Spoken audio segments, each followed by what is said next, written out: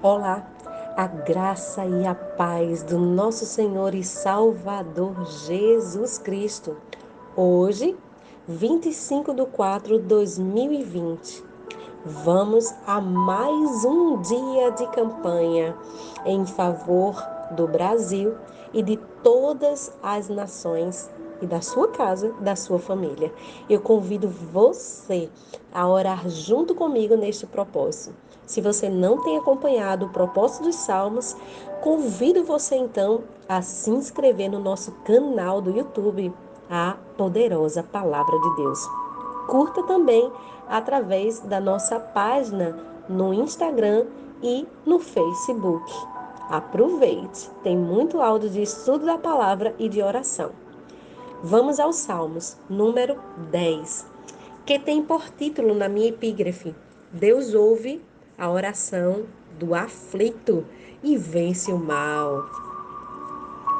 Por que, Senhor, permaneces afastado e te ocultas no tempo da aflição? Com arrogância, os ímpios perseguem o indefeso, que fiquem emaranhados em suas próprias tramas. O infiel se gaba de sua própria ambição. O avarento menospreza e insulta a Deus. O ímpio é soberbo, não quer saber desse assunto. Deus não existe. É tudo o que de fato pensa. Seus negócios têm contínuo sucesso. Muito além da sua compreensão está a tua lei. Por isso, ele faz pouco caso dos seus adversários, pensando consigo mesmo: eu sou inabalável, desgraça alguma me atingirá, nem a mim, nem aos meus descendentes. Sua boca está sempre cheia de fraudes e maldição e ameaças, violência e de todo tipo de maldade estão em suas línguas. Põe-se de emboscada próximo aos vilarejos e às escondidas massacra o inocente. Fica à espreita como um leão, escondido, coloca-se de tocaia para apanhar o necessitado. Agarra o pobre e arrasta em sua rede. Ele espreita, se agacha, se encurva e o infeliz cai em seu poder. Imagina consigo mesmo.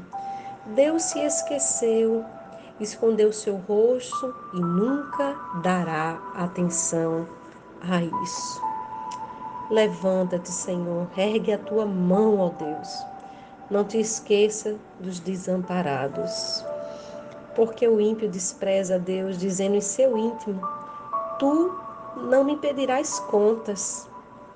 Mas tu vê o sofrimento e a dor e toma esses sentimentos em tuas mãos. O sofredor se entrega a ti, pois tu és o protetor do órfão. Quebras o braço do ímpio e do maldoso pede conta de sua crueldade, até que nada mais seja visto. O Senhor reina todos os dias e eternamente da terra desapareçam os outros povos. Tu, Senhor, ouves a oração dos necessitados e lhes fortalecerá o coração. E atenderás ao seu clamor. Defende o que não tem pai e o oprimido, a fim de que o homem que é pó já não provoque o terror. Aleluia! Que palavra poderosa! E quão profundo é este salmo. Em outras versões, você pode encontrar por epígrafe: por que razão despreza o ímpio a Deus? Nessa epígrafe, que é a epígrafe da King James, Deus ouve a oração do aflito e vence o mal. Vamos observar uma diferença aqui curiosa na enumeração desses salmos em nossa Bíblia. Na maioria das versões atuais, o Salmo 9 tem 20 versos. Eu não sei quanto é que tem o seu. E o Salmo 10 tem 18, que é o caso agora lido. E em outras, especialmente algumas Bíblias católicas, o mesmo conteúdo é apresentado em um salmo com número de 9, com 39 versos, em Salmos 9. O primeiro contém as instruções do cabeçalho, que parece o início do Salmo 9 e antes do primeiro verso em outras versões. Mas algumas observações aqui sobre esta diferença. Primeiro, não é uma diferença de conteúdo, e sim de arranjo. Salmos 9 às vezes é enganchado ou emendado com Salmo 10. Espera aí que eu te explico já. Essa diferença afeta uma numeração, porque você sabe que Salmo não a gente não diz, vamos ler os Salmos capítulo tal, nem versículo. A gente diz, vamos ler o Salmo número tal, tá bom?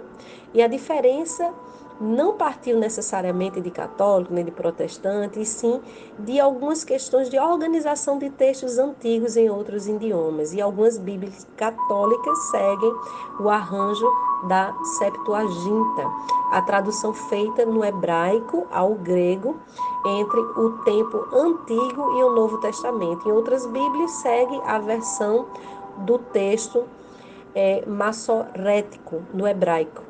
E nesses artigos aqui, neste texto aqui que estamos falando, apresentamos aqui o Salmo 10, que seria sobre o Salmo, então, na versão original, que ele iria, Salmo 9, então, seria do verso 22 ao verso 39 em algumas Bíblias. Então aqui está explicado, talvez porque você não encontre, se a sua Bíblia for católica ou tiver este princípio de tradução do grego, ela pode dar uma diferença aqui no que eu estou lendo, mas não importa. O que importa é que o Salmo 9 está contido no Salmo 10 ou vice-versa. Então, vamos lá.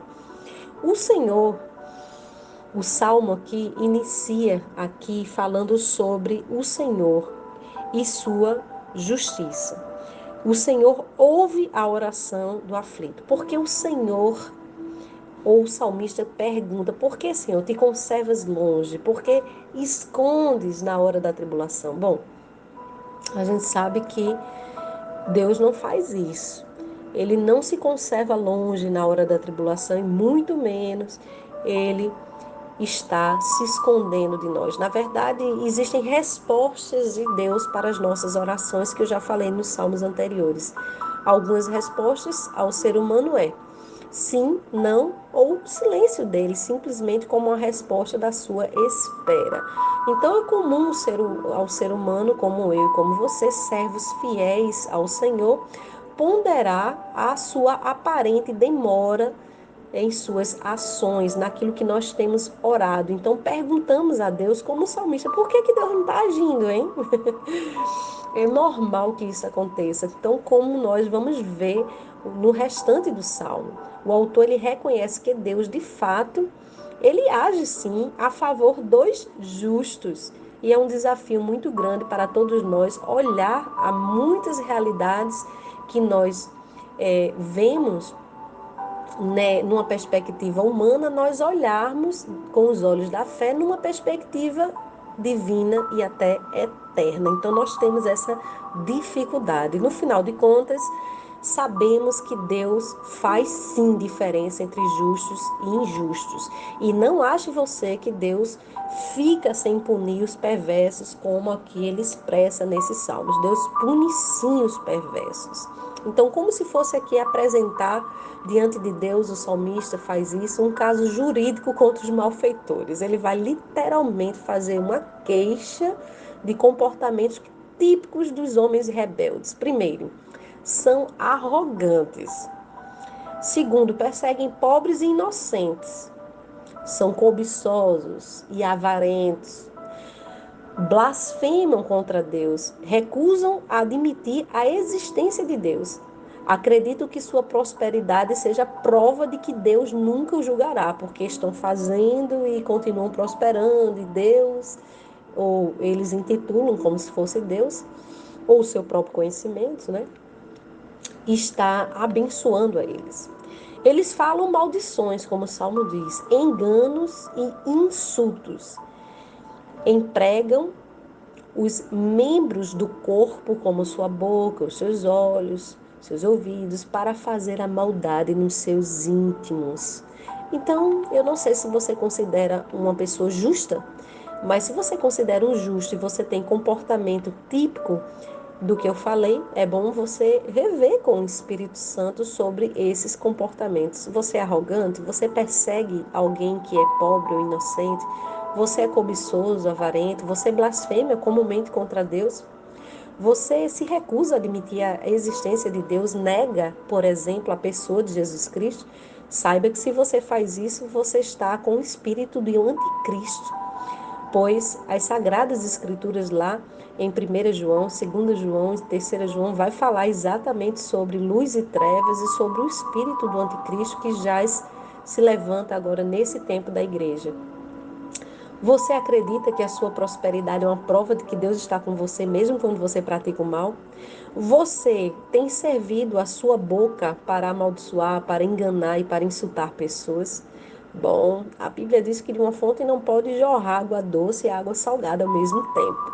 Existem pessoas que simplesmente conhecem a Bíblia, mas nunca tiveram uma experiência de conversão ao Espírito de Deus. Por isso, aqui há uma expressão repetida que identifica a fonte da maldade. O verso 6. Pois diz lá no íntimo, sabe? No íntimo, no íntimo. O íntimo aqui é repetido no verso 6, o íntimo é repetido no verso 11, o íntimo é repetido no verso 13. E Jesus, 1000 anos depois de Davi, ele diz assim, lá em Marcos 7, do 21 ao 23. Preste bem atenção. Porque de dentro do coração dos homens é que procedem maus desígnios, a prostituição, os furtos, os homicídios, os adultérios, a avareza, as malícias, o dolo, a lascívia, a inveja, a blasfêmia, a soberba, a loucura. Ora, todos esses males vêm de dentro e contaminam todo o homem. Provérbios 4, 23 diz assim: sobre tudo que se deve guardar, guarda o teu coração, porque deles procedem as fontes de vida. Devemos considerar os ensinamentos de Jesus e os ensinamentos de Provérbios. Não devemos enganar a nós mesmos, mas existem pessoas que elas não reconhecem o pecado nelas, elas não reconhecem a maldade que há dentro delas, elas não reconhecem que praticam o mal e ainda alimentam desejos e pensamentos ruins e maldosos, como, por exemplo, guardar rancor, ódio e até mesmo inimizade. 1 João 3,15 diz assim: todo aquele que odeia o seu irmão é assassino. Ora, vós sabeis que assassino não tem a vida eterna permanente em si. Deus diz que quem odeia o irmão mata o irmão. Existem muitas pessoas que carregam ódio no seu coração, ódio por coisas inclusive passadas, e trazem peso para o seu presente e às vezes até doenças psicossomáticas, como culpa, que carregam e como uma doença que comumente está associada ao ódio, ao rancor, que é a depressão. Bom, a Bíblia vai dizer que nós devemos amar a Deus, amar ao próximo como Jesus amou. O homem que não toca em nenhuma mulher, está escrito aqui, a não ser na sua própria esposa, mas quando ele pensa, quando ele alimenta pensamentos impuros, só o fato dele pensar ruim ou mal, a Bíblia vai dizer em Mateus 5, 28, que ele já adulterou em seu coração. Então a graça, ela é de graça, mas é algo muito sério. Você precisa aprender a governar aquilo que você pensa através do Espírito Santo, entregar os teus pensamentos a Deus, porque o pecado habita dentro de todos nós. E aquele que diz que não peca, esse faz de Deus um mentiroso, que é o que está escrito na Bíblia. Portanto, Deus tem um padrão chamado santidade, que vai além do que eu e você possa compreender, mas ele vai exigir de nós e dos nossos pensamentos mais íntimos essa santidade. É por isso que a Bíblia diz que nós devemos nos apresentar ou santificarmos a Deus, espírito, alma e corpo. Então, se você entende o que é esse princípio bíblico, você vai deixar com que o Espírito Santo atue, incluindo nos seus pensamentos e lhe levando a ações que revelam o caráter de Deus. E aí sim você vai ter plena confiança na justiça divina e nos seus feitos. E aí sim você vai ser amparado por Deus e estará refugiado em Deus, que reina eternamente. E aí sim você vai estar livre da opressão e dos arrogantes. Mas não ache que, sendo usado pelo inimigo, você estará defendido ou estará sob a proteção de Deus, porque Deus não é contra a sua própria palavra. Portanto, se você ainda não se arrependeu, não se converteu, saiba que o Espírito Santo pode fazer isso com você agora. Deus não quer te condenar quando Ele mostra a verdade. Ele quer curar você, Ele quer libertar e restaurar você.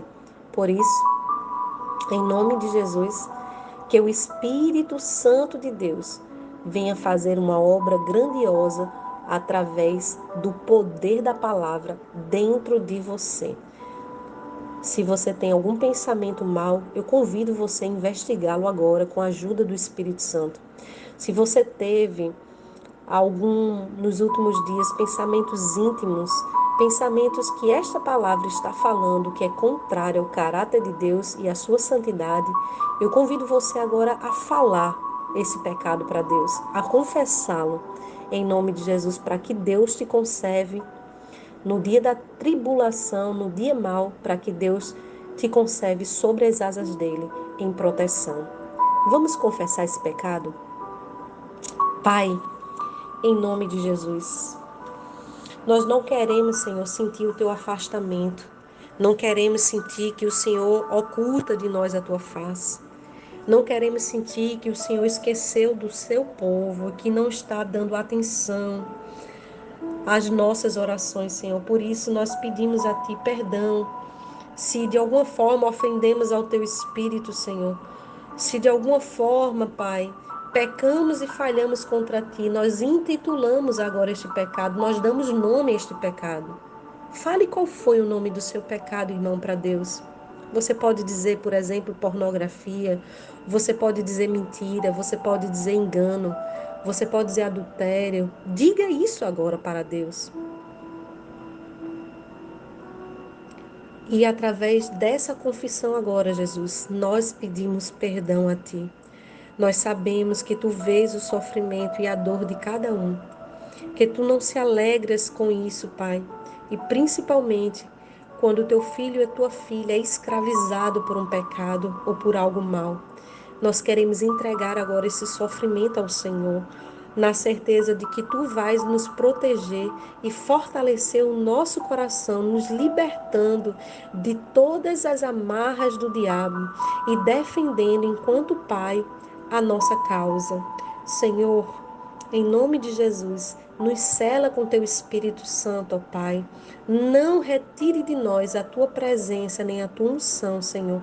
Restitui a alegria da Tua salvação para filhos e filhas Tuas, Senhor. Em nome de Jesus, que o pecado não nos domine mais, não nos assedie mais, e que ao sermos pecado venhamos a resistir pelo poder do Teu Espírito e da Tua palavra que nos lembrará da verdade. É no nome do Teu Filho Jesus que nós rompemos agora com o pecado. Rompemos agora. Em nome de Jesus, seja livre agora. Em nome do Senhor Jesus, seja livre agora. E clamamos pelas bênçãos do Senhor sobre a nossa casa, sobre a nossa vida, sobre a nação brasileira e sobre todas as nações. Em nome de Jesus. Amém e amém.